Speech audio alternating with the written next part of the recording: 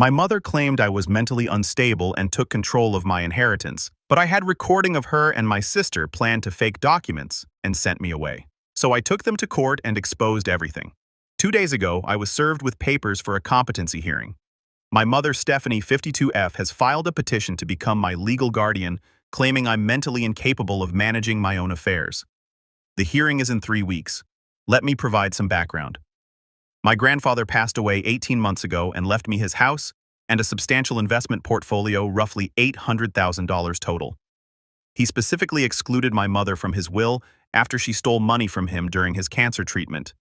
She was furious when the will was read. I do take medication for anxiety prescribed by my psychiatrist after a car accident 4 years ago. I work full-time as a software engineer, manage all my own finances, and live independently. But apparently my mother has been collecting evidence of my supposed incompetence. She submitted pharmacy records showing my prescriptions, some out-of-context text messages where I mentioned feeling stressed about work, and a statement from my sister Amber 28F claiming she's concerned about my mental state. The petition claims I'm vulnerable to exploitation, that I make poor financial decisions, and that I need protection and supervision. It's complete fiction. I've never missed a bill payment, my credit score is 780, and I've actually grown my inheritance through careful investing. My mother has been increasingly aggressive since my grandfather died. She showed up at my house demanding money, sent me dozens of texts about how I owe her, and even tried to convince me to add her name to the deed of my grandfather's house.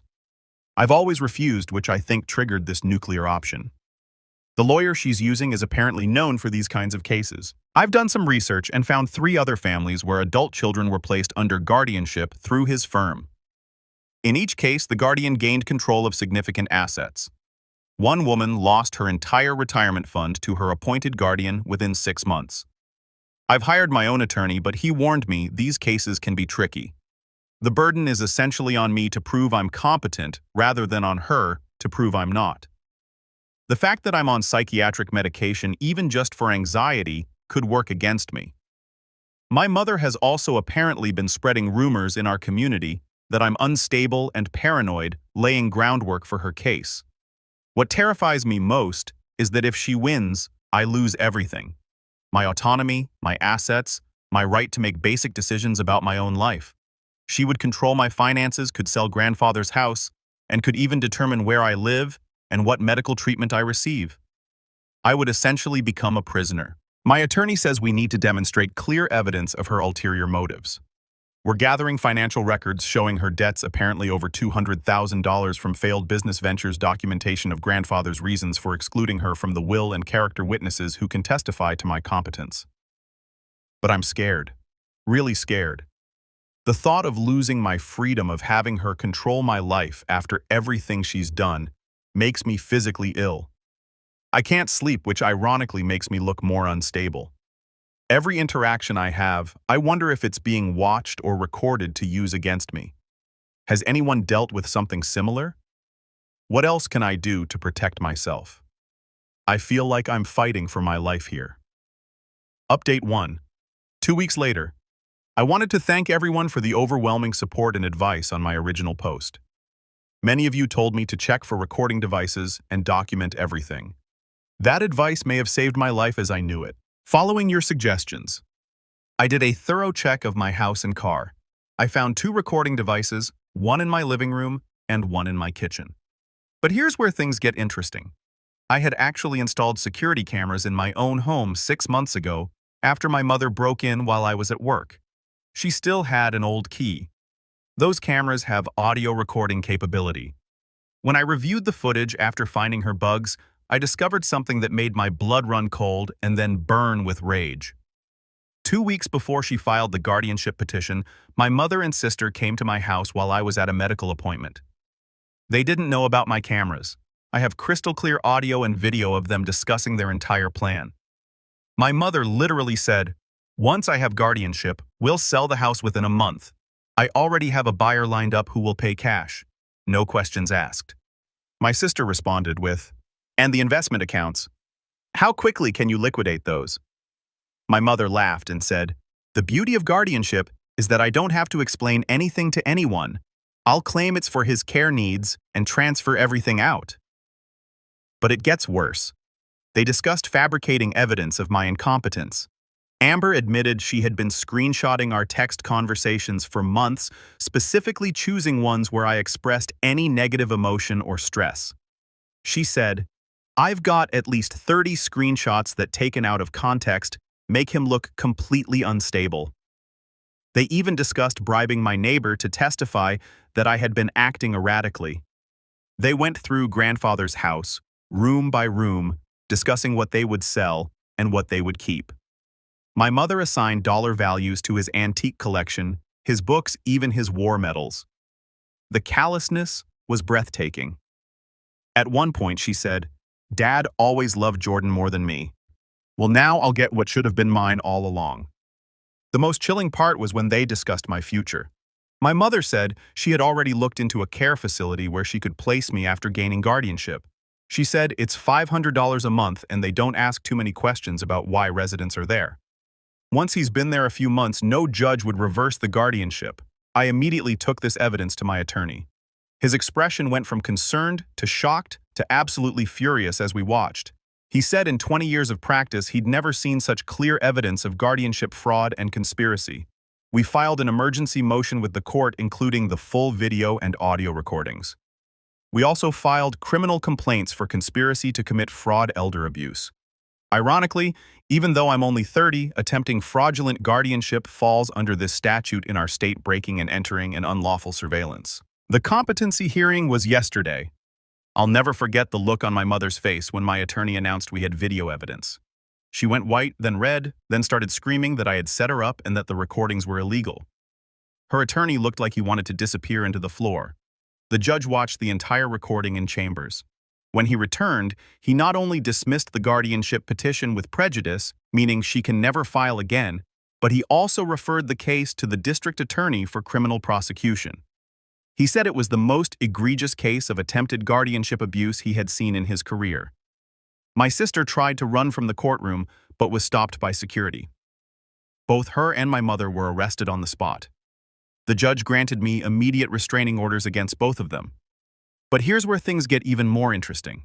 My attorney had been doing additional research and we discovered this wasn't their first attempt. They had tried something similar with my mother's aunt 3 years ago, but withdrew the petition when the aunt's children intervened. We've turned this information over to the DA as well. I'm exhausted, but relieved. The criminal case is moving forward, and the DA seems determined to make an example of them. She told me that guardianship fraud is becoming an epidemic, and she wants to send a clear message. I've also started therapy, real therapy, not just medication management, to deal with the trauma of this betrayal. My therapist says what I'm experiencing is a form of PTSD from the sustained psychological abuse and the threat to my autonomy. To everyone who messaged me with similar stories, my heart goes out to you. This system is broken, and predators like my mother exploit it. I'm considering using some of my inheritance to start a foundation to help others facing fraudulent guardianship petitions. No one should have to go through this. Update 2. 6 weeks after the hearing, the criminal case is progressing faster than expected. The DA has charged my mother with attempted guardianship fraud conspiracy to commit fraud perjury for lying in the guardianship petition and breaking and entering. My sister is charged with conspiracy and perjury. They're both looking at serious jail time. Here's something I didn't expect. After the arrests became public, 3 other families came forward. Apparently, my mother had been giving advice to other adult children on how to gain guardianship over their parents or siblings who had received inheritances. She was essentially running a consulting service for guardianship fraud, charging $5,000 for her expertise and templates for fraudulent petitions. One elderly man, Thomas 78M, contacted me in tears. His daughter had used my mother's template to gain guardianship over him last year. He lost his home and life savings within 4 months. He's been living in a rundown facility, unable to even access his own Social Security checks. My attorney is now helping him pro bono to reverse the guardianship. The investigation has also revealed the depth of my mother's financial desperation. She owes $200,000 in business debts, but also another $150,000 in credit card debt she hid from everyone. She's been living entirely on credit for 2 years, making minimum payments with other credit cards. The house she lives in is in foreclosure. She was literally weeks away from bankruptcy when she decided to come after my inheritance. My sister Amber's situation has imploded as well. Her husband filed for divorce immediately after her arrest. He had no idea about the plan and was horrified. He's seeking full custody of their two children ages 3 and 5, citing her criminal charges and moral unfitness. Text messages between Amber and my mother show that Amber was promised $200,000 for my assets once the guardianship was established. The recorded evidence has become crucial for multiple cases. Now the DA is using it in criminal prosecution. Thomas is using it in his case to reverse his guardianship, and 2 other families are using it as evidence to investigate their own suspicious guardianships. Last week, I had to testify before a grand jury. I played the full recording and walked them through the months of harassment leading up to the guardianship attempt. Several jury members were visibly shocked. One woman was crying by the end. The grand jury returned indictments on all charges, plus additional charges for racketeering due to the pattern of guardianship fraud my mother was orchestrating. My mother's attorney, the one who specializes in guardianships, is also under investigation. The State Bar is reviewing his license after discovering irregularities in multiple guardianship cases he's handled. It turns out he had a kickback arrangement with certain facilities where guardians would place their wards receiving $1,000 for each placement. The house feels different now, lighter somehow. I've changed all the locks, installed a comprehensive security system, and I'm slowly making it truly mine. I found my grandfather's journal in the attic last week. He wrote about his concerns about my mother's greed and manipulation going back decades. One entry from 5 years ago said, "I pray Jordan will be strong enough to stand against Stephanie when I'm gone. I'm leaving him everything not out of favoritism, but because he's the only one who won't destroy what I've built." I've started the process of establishing the foundation I mentioned. It's going to be called the Grandfather Shield Foundation, in honor of the man who tried to protect me even after death. We'll provide legal resources, emergency funding, and advocacy for victims of guardianship fraud. My attorney is helping me set it up and has agreed to be on the board. The trauma is still there. I jump when someone knocks on the door. I check my security cameras obsessively. I've had panic attacks in grocery stores wondering if someone is watching me to document my incompetence, but I'm working through it in therapy. My therapist says hypervigilance is normal after such a profound betrayal and threat to my autonomy. Update 3. 4 months after the hearing, the sentences came down yesterday. My mother was convicted on all charges.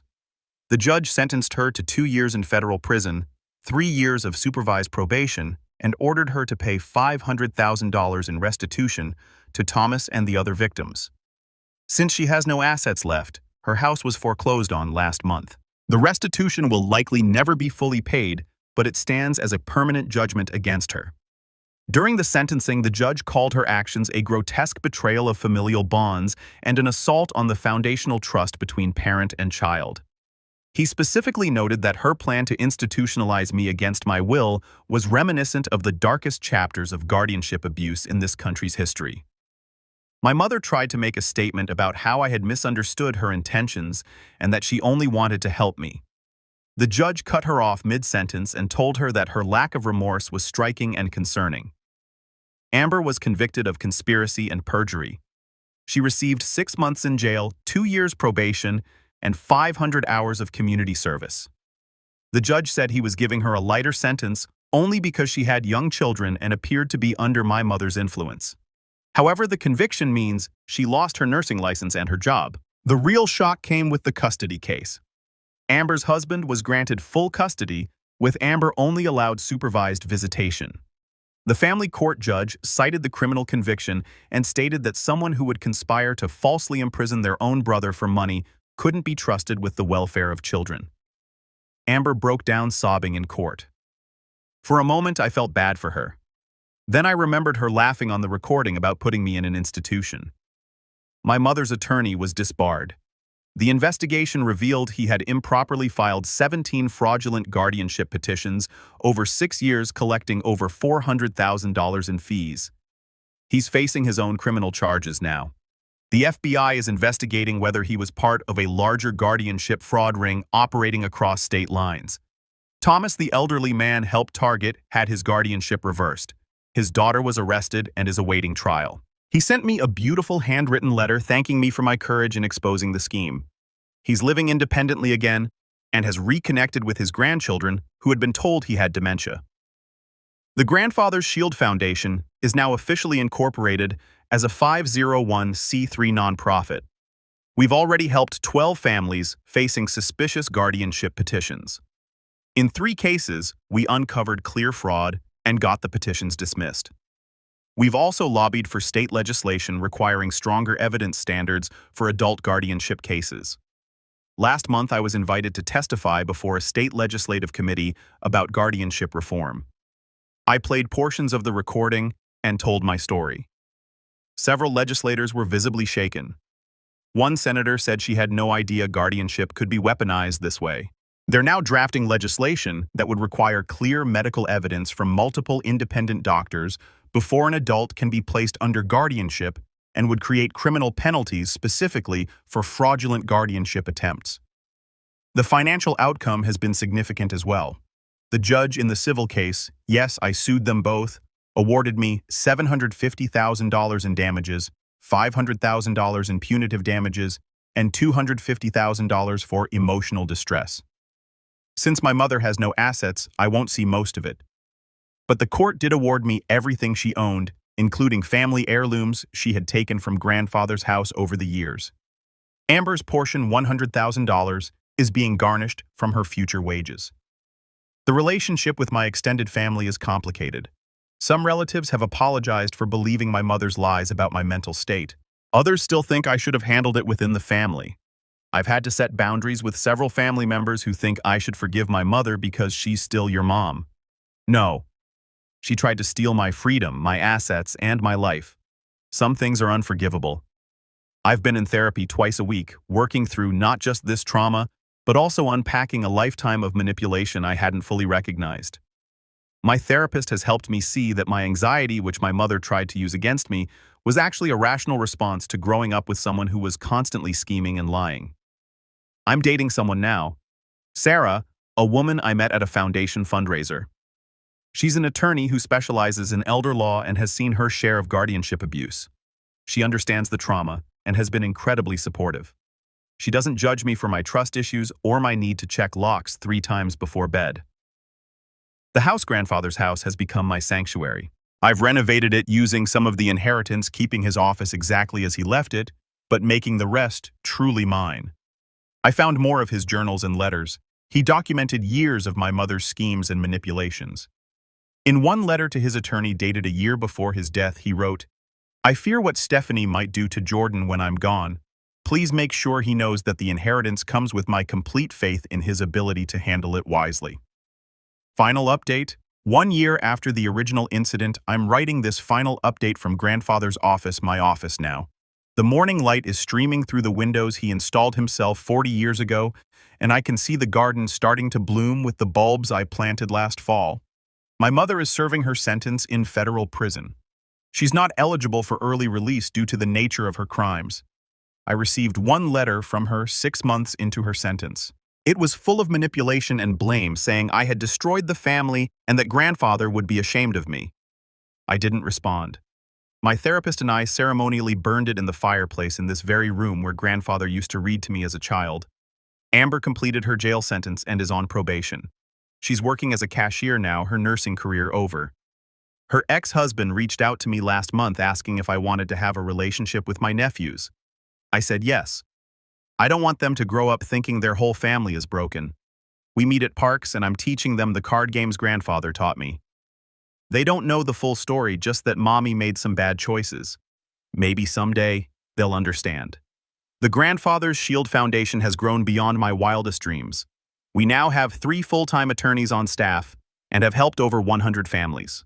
We've successfully prevented 43 fraudulent guardianships and helped reverse 12 others. The state legislation passed. It's now called Jordan's Law. They used my name despite my protests. It requires clear and convincing evidence of incompetence from at least 2 independent psychiatric evaluations before an adult can be placed under guardianship. The ripple effects continue. The FBI investigation into guardianship fraud rings led to 23 arrests across 4 states. It turns out my mother's consulting was part of a larger network of people teaching guardianship fraud. The ringleader was sentenced to 15 years in federal prison.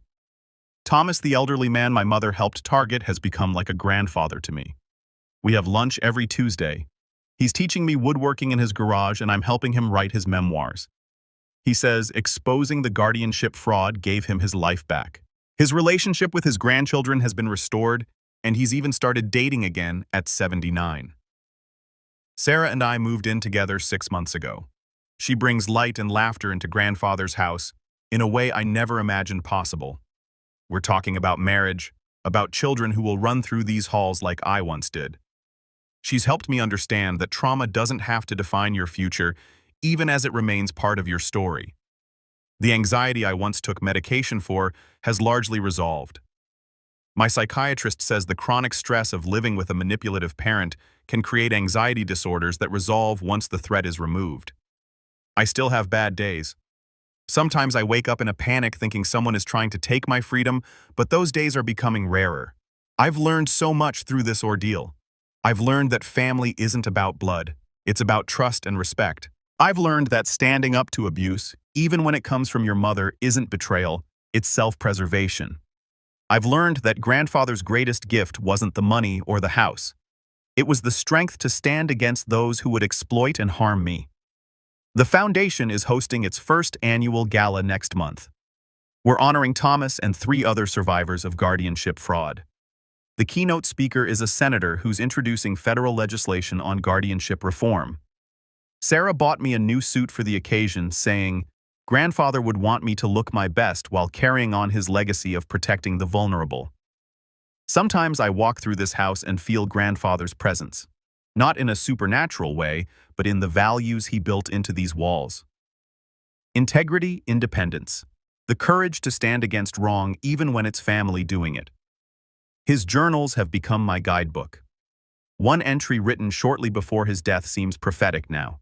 Jordan, if you're reading this, it means I'm gone and you're facing the storm I always feared would come. Your mother will likely come after what I've left you. Don't let guilt or familial obligation cloud your judgment. She made her choices long ago. Protect yourself. Protect what I've built and use it to protect others. That's all I ask. I'm fulfilling that request, grandfather. The storm came just as you predicted, but I weathered it and now I'm helping others do the same. To anyone reading this who's facing guardianship abuse or familial financial exploitation, you're not alone.